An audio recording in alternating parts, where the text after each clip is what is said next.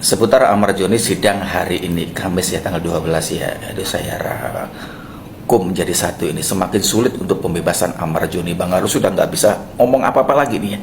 Saya lihat ini ya.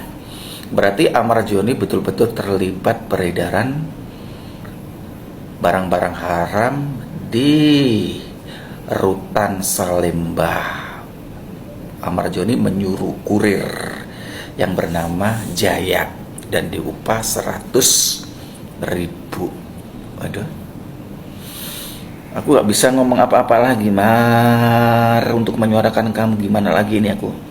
Ini semakin berat pembebasan kamu, saya katakan ini semakin berat. Sebab CCTV ada.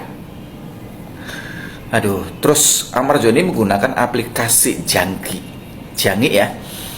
Aplikasi itu sulit terdeteksi tapi bisa dibuka oleh orang-orang yang ya, dan berhasil dikesan oleh pihak yang berkuasa. Maknanya semakin beratlah Amar Joni ini. Aduh, ini video pertama ya. Nanti kita akan bahas video kedua. Gimana ini, Masya Allah, Amar, ya Allah, Amar. Nanti kita lihat video kedua ya.